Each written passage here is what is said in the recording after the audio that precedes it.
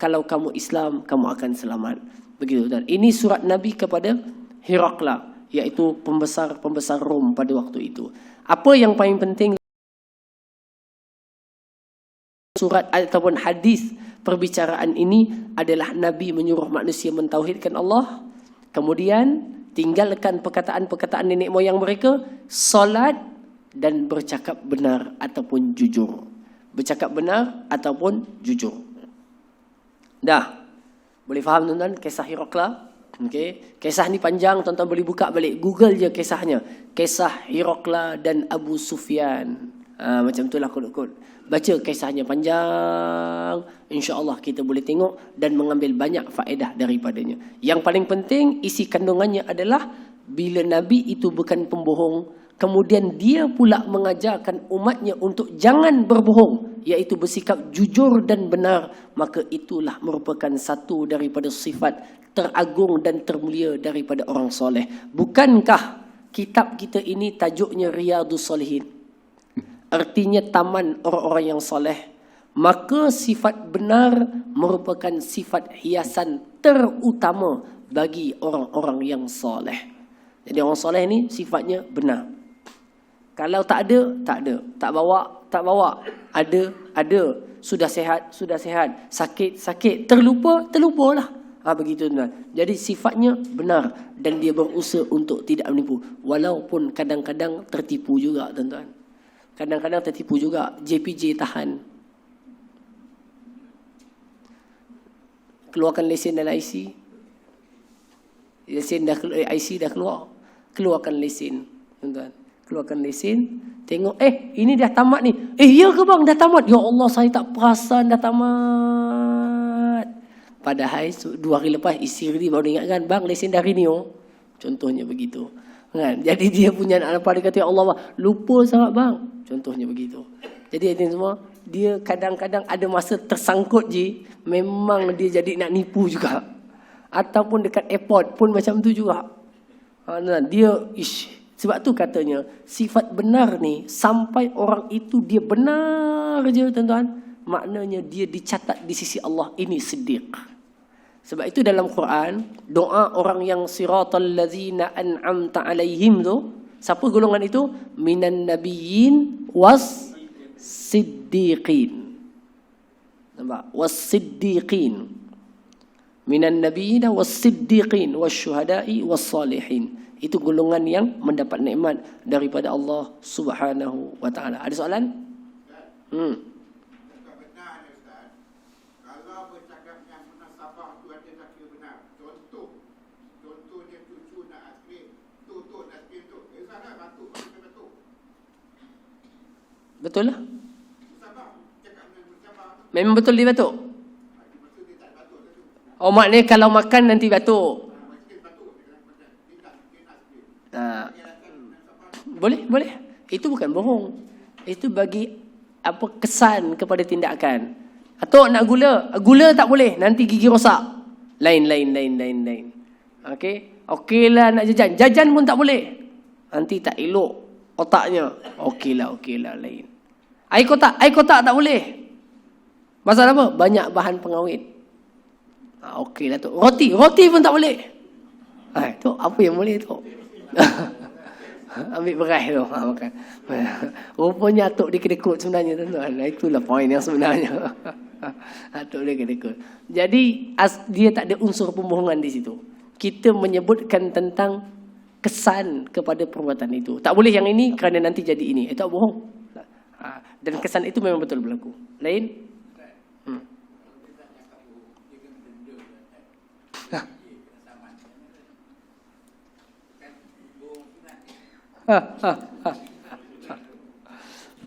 Ada ke bohong sunat tuan?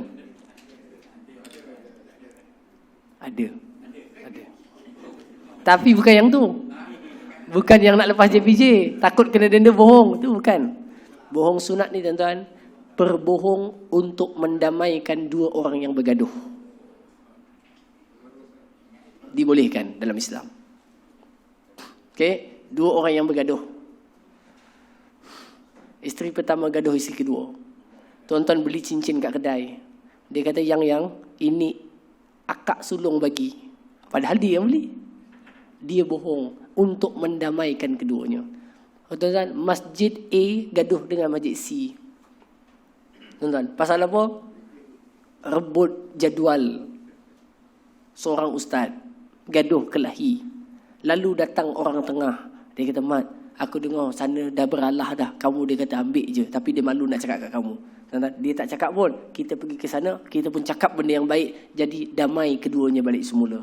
Mendamaikan dua pihak yang bergaduh dan bertelagah dengan bercakap bohong adalah dibenarkan. Dan boleh? Okay. Bergaduh dan bertelagah untuk mendamaikan keduanya. Bahkan bukan sunat haji. Boleh jadi keadaan bohong itu wajib. Bila? Untuk menyelamatkan nyawa dan agama manusia. Nyawa dan agama manusia. Tapi jangan pakai bohong sunat tu banyak-banyak haji. Nanti salah tempat. Kan? Sikit-sikit bohong sunat. Bohong sunat ustaz. Kan? Dia kan? Bohong kat polis, bohong sunat. Tak, bohong sunat mendamaikan orang yang bertelagah. Boleh. Menyelamatkan nyawa dan agama manusia daripada disyirikkan. Boleh. Contoh kita tengah duduk sini, tiba-tiba datang seorang lelaki meluru masuk bawah meja saya. Ni bawah ni. Menyuruh, saya kata apa ni? Awak ni. Belum sempat saya tanya kenapa, datang 3 orang masuk ke dalam dewan ini dengan tatu dan parang masing-masing. Oh, saya pun faham. Rupanya orang ni lari sebab kawan tu nak bunuh dia. Lalu dia pun kata dan tanya. Dia kata, nampak tak ada seorang lelaki pakai baju hitam lari masuk dalam ni? Saya kata, mana? Tak ada rasanya. Yang hitam baju tu adalah. Dia kata, nak lari. Dia pun keluar. Kita menyelamatkan dia daripada dibunuh, sedangkan dia orang baik lah maknanya. Okay? Kalau tak nak bohong pun boleh juga tuan-tuan. Senang je. Okay? Orang tadi kan masuk bawah meja. Saya nampak dia kan. Lalu saya pun jalan ke sini. Sejak saya di sini, saya tak nampak. Masa kat sini nampak lah. Masa kat sini tak nampak. Itu dipanggil helah. Itu lebih selamat lah. Tak ada bohong dah. Tak ada bohong lagi. Itu namanya helah. Jadi hadirin yang saya kasih sekalian, itu. Sukar tuan-tuan. Cakap betul ni, ada masanya kita kuat dan boleh. Tetapi ada masa yang hilangkan kepentingan kita, kadang-kadang jadi juga. Jadi itu satu perkara yang sebenarnya sukar, tetapi kita nak kena sifatkan diri kita dengan sifat itu. Kerana itu merupakan sifat para as-salihin di kalangan hamba Allah SWT. Kalau tak ada soalan lagi, kita pergi yang ketiga.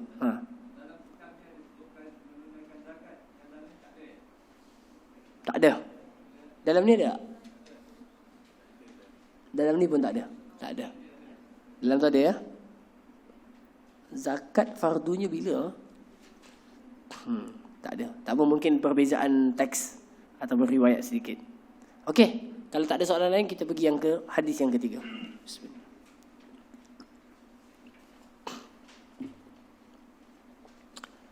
Hadis yang seterusnya, an Abi Sabitin wa qila Abi Sa'idin wa qila Abil Walidi Sahl bin Hunayfin wa huwa Badri. Okey,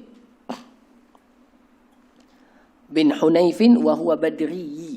Badri itu maknanya dia adalah orang yang pernah menyertai peperangan Badar. Kenapa disebut macam tu Badri dengan perang Badar? Kenapa? Kerana perang Badar adalah perang yang paling utama di dalam Islam. Siapa yang pernah menyertainya, dia sangat special di dalam Islam.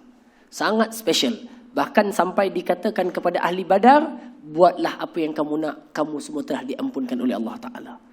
Sebab waktu peperangan Badar ni tuan-tuan, memang sengit. Tak semua orang akan ikut. Bilangan sikit lawan dengan yang banyak.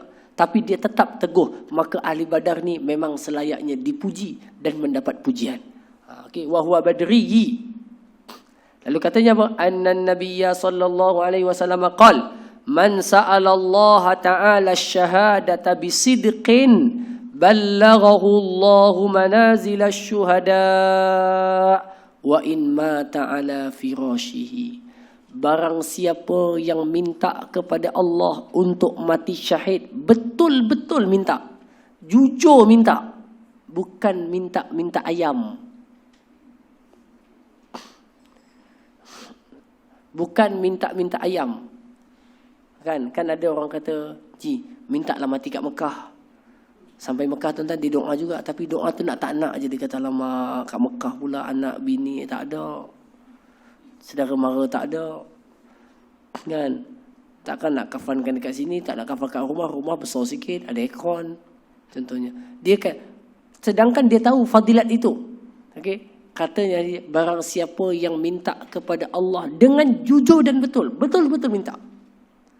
Tuan-tuan, ada dikisahkan seorang ulama terkenal. Tuan-tuan boleh catat nama dia ni. Maulana Zakaria Al-Kandahlawi. Maulana Zakaria Al-Kandahlawi. Siapa ikut jemaah tabligh kat sini? Cuba angkat tangan. Tak ada jemaah tabligh kat sini. Arkam angkat tangan Arkam. Tak ada juga. ISIS ya? Dan tengok. Allahumma salli wa sallim barik alaihi. Kalau tuan-tuan perasan, jemaah tabligh ni dia ada satu kitab yang memang dia akan usung ke mana pun. Nama kitab itu Fadailul Amal. Perasan tak? Fadail Amal warna hitam tu. Kalau saya itulah kitab hadis yang disusun oleh Maulana Zakaria Al-Kandahlawi. Kalau tak dia, Maulana Ilyas Al-Kandahlawi. Tak apalah tuan-tuan ceritanya. Maulana Zakaria Al-Kandahlawi, beliau ni tuan-tuan berasal daripada India, Saharanpur, mengajar di Mazahirul Ulum, suatu pusat pengajian besar di India yang melahirkan ramai ulama di sana. Beliau tuan-tuan mengajar di sana, tak apalah ceritanya, dia mengajar ilmu tuan-tuan, sampai satu masa beliau dah agak berusia, anak muridnya pun ramai, ulama besar, ilmu hadis yang terkenal. Lalu dia ambil keputusan untuk pindah ke Madinatul Munawwarah. Pergi Madinah dengan kerinduan dan niat untuk duduk di sana dekat dengan Nabi SAW.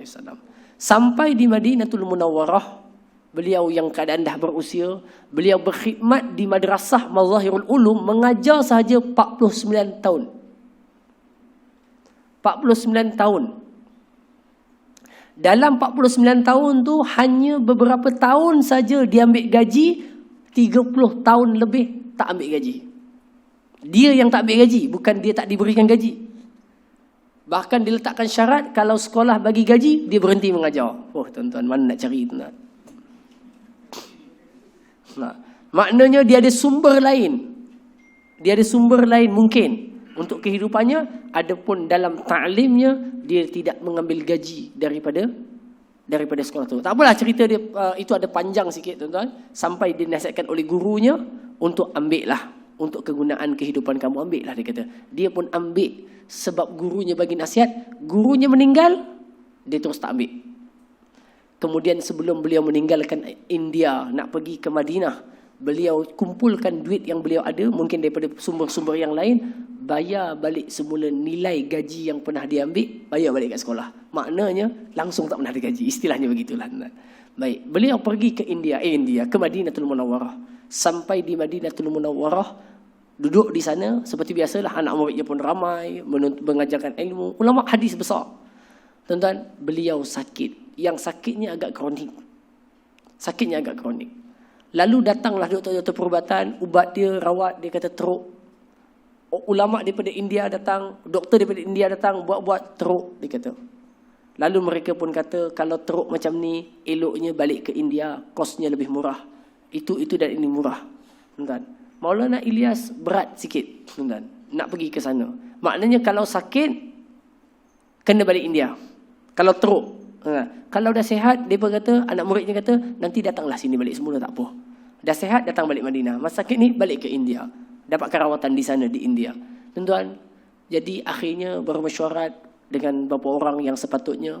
Akhirnya setuju Syekh Maulana Zakaria Al-Kandahlawi untuk pulang ke India, untuk dapatkan rawatan, kemudian balik semula ke Madinah kalau dah sihat.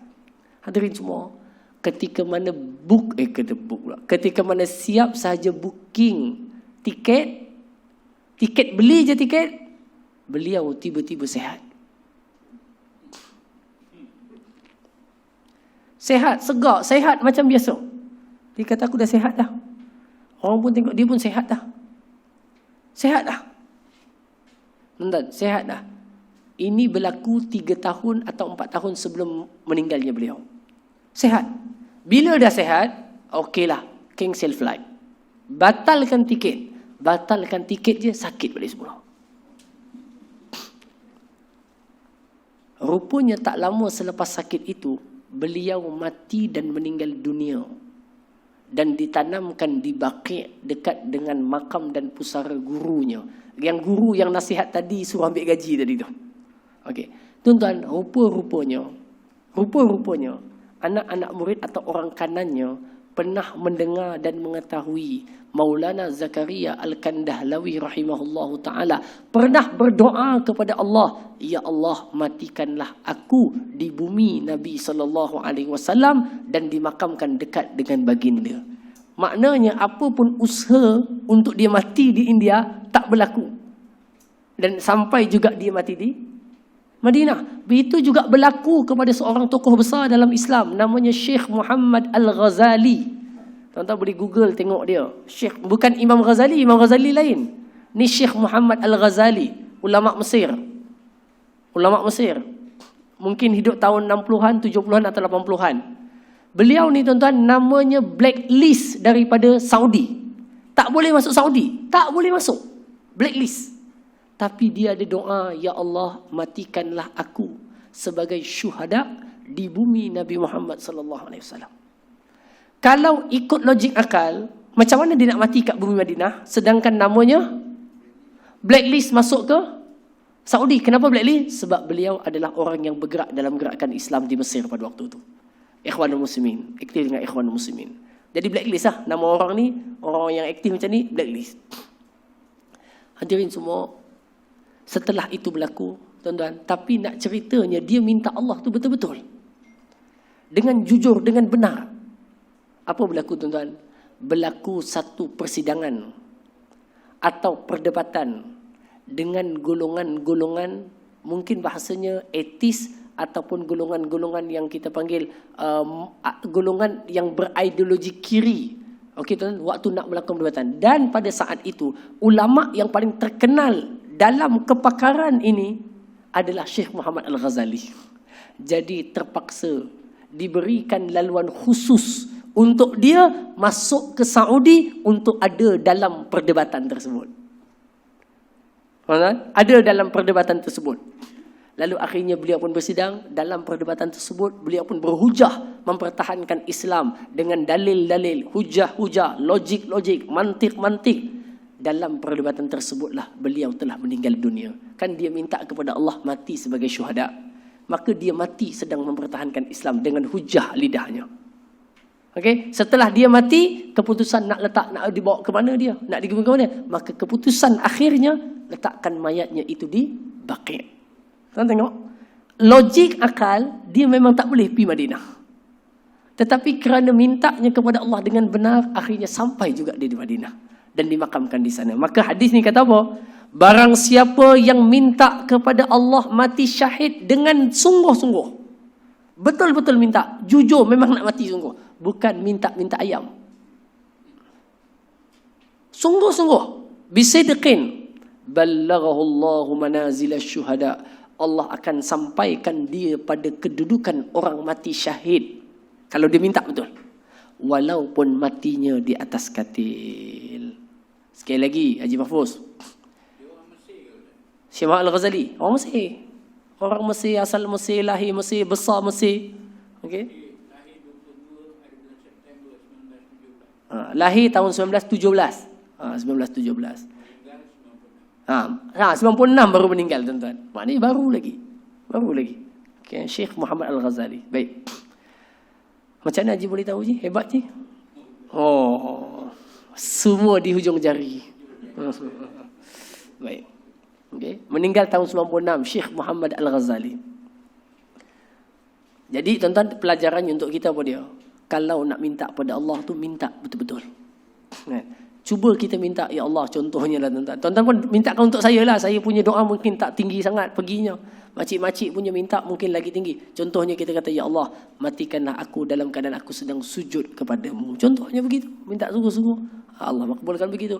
Matikan aku dalam keadaan selesai semua perkara aku dengan manusia, hutang ke apa. Minta sungguh-sungguh. Jadi yang dia nak atau minta dengan jujur. Minta tu dengan jujur. Kata dalam hadis, barang siapa minta kepada Allah mati syahid, betul-betul nak, bukan alamak mati syahid, siapa agaknya bunuh kita nanti. Dia takut-takut juga. Kan? Yang tu tak jadi. Bisidqin ballaghahu Allahu manazil syuhada.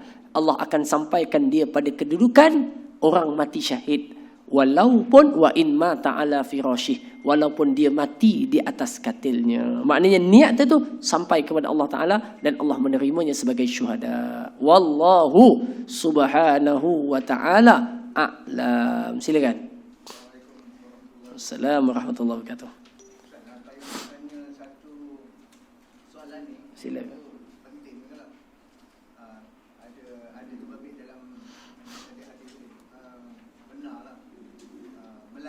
Lari daripada membayar cukai, sama ada cukai yang zahir batin. Mana tu Cukai zahir batin tu macam mana?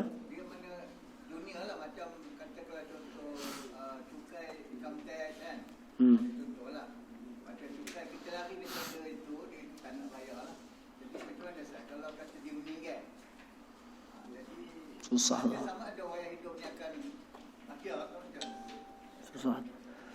Cuma saya nak sebut tuan-tuan, hutang dengan individu atau seseorang yang khusus mungkin ada sedikit bezanya hutang dengan institusi atau kerajaan. Sebab apa? Sebab mereka mungkin ada covernya balik semula. Berbeza hutang dengan individu atau kumpulan atau masjid atau koperasi. Berbeza. Dan apatah lagi kalau hutang tersebut memang ada dia punya undang-undangnya. Contoh, kalau kita hutang dengan bank, mati semua hutang kira habis. Faham tak? Contohnya begitu. Contohnya ada. Kalau itu tu okey lah, clear lah. Ini ceritanya kalau tak ada kan. Kalau tak ada. Susah juga saya nak jawab tuan-tuan. Okey, contoh hutang kalau parking kereta tuan-tuan memang kita layak untuk didenda dan itu sepatutnya kita kena buat lah. Cuma beza je juga. Bezanya kalau kita tak bayar, kita berhutang dengan siapa? Kita berhutang dengan institusi, dengan majlis bandaraya. Saya nak jawab pun payah juga tuan-tuan. Tetapi kalau ikut bezanya, beza hutang dengan orang, individu, kumpulan dengan institusi. Kerana apa? Kerana kadang-kadang peraturan dan undang-undang yang dibuat itu sendiri menyalahi. Saya bagi contoh tuan-tuan. Cukai. Minta maaf kalau ada orang LHDN kat sini. Cukai, kalau ikut kaedah Islam, mesti diambil dulu daripada orang kaya. Pendapatan negara tak cukup, baru orang yang pertengahan. Tak cukup lagi pendapatan negara, baru cukaikan orang yang rendah di bawah. Nampak tak? Itu kaedah cukai di dalam Islam. Maknanya kalau nak ambil juga, negara perlukan duit. Nak buat pembangunan, teknologi, pertahanan, ketenteraan, guru-guru. Cukai mesti dikenakan dulu kepada orang kaya. Orang kaya dulu. Ambil dah. Pelabur-pelabur saham yang besar-besar ni ambil dah. Syarikat korporat ni ambil semua dah. Tak cukup juga. Baru pergi kepada golongan pertengahan. Ambil cukai dekat dia pula. Ambil belaka dah, tak cukup. Baru ambil golongan bawah. Tujuannya untuk kemaslahatan dan kepentingan negara dan kepentingan awam. Tapi kalau dah konsep tu pun dah salah. Kan? Jadi maksudnya begitu. Tetapi tuan-tuan, apa pun, kita ni senang je lah tuan-tuan dia punya konsepnya. Iaitu apa dia? Dalam perkara ini, kita buat benda yang tak merunsingkan diri kita. Itu pada pandangan saya. Kalau kita kena saman, selesaikan cepat. Nanti kan banyak lagi datang. Hidup kita jadi tak tenang. Okey, tuan-tuan kena saman AS 300. Bayar seminggu cepat 150. Bayar je lah terus tuan-tuan. Nanti datang tambah lagi. Walaupun kita kata ustaz yang ni tak ikut syar'i. Ya betul. Tetapi dari sisi undang-undangnya kita nanti hidup dalam keadaan tak senang. Surat sampai, orang cari. Daripada kita tenang nak beribadah, nama blacklist tak boleh pergi haji, pergi umrah. Nampak? Dia berkait dengan itu. Sebab itu dipanggil sistem. Jadi soalan ni saya tak boleh nak jawab dengan tuntas kerana saya nak kena membezakan di antara hutang yang bersifat individu dengan hutang kepada kerajaan atau institusi. Ada tak bezanya dalam pandangan syarak? Jawapan tu saya tak boleh berikan sekarang. Wallahu alam. Ya. Sebab parking kereta ni kan, kita parking kereta.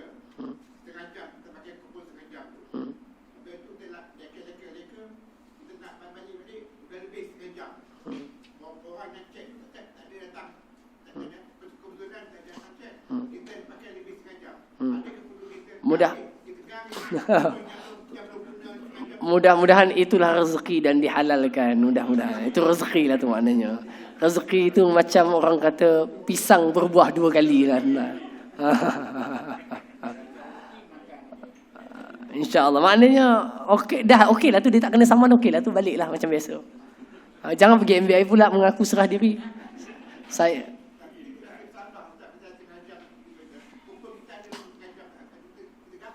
boleh Haji, tak ada masalah. Itu namanya jalan orang warak macam Haji. Dah sungguh. Jalan orang warak macam Haji. Betul. Dan tak ramai orang macam Haji. Ini adalah 1 daripada 1000 orang baik macam ni. Ya sungguh ni saya cakap betul ni, bukan saya melawak tak, sungguh. Okey, itu jalan. Dia kata nak juga dia kuponkan juga walaupun dia dah tak parking dah waktu tu. Okey, wallahu silakan. Katakanlah kita nak ambil wuduk lah. Ini ambil sangkut dengan kita nak semayang solat. Ambil wuduk. Kita bagi cepur tu, air banyak. Benda tu kan. Kita gunakan macam biasa juga dah, jangan memazih. Sama. Ambil wuduk dekat air terjun, ambil wuduk dekat laut, ambil wuduk dekat sungai. Sama tak ambil wuduk dekat paip? Jawapannya sama aja. Konsepnya adalah itu. Walaupun air itu tak kurang pun kalau kita ambil lebih. Kan? Tak boleh. Itu berdasarkan hadis Nabi. Sahabat bertanya, adakah pada sungai itu pun pembaziran? Nabi kata, ya, walaupun pada sungai yang mengalir. Wallahu subhanahu wa ta'ala alam. Aqulu qawli hadha wa astaghfirullahal azim li wa lakum. Allah manfa'na bima 'allamtana wa 'allimna ma yanfa'una wa zidna ilma. Rabbana atina fid dunya hasanah wa fil akhirati hasanah wa qina adzaban nar. Walhamdulillahi rabbil alamin. Subhanakallahumma bihamdika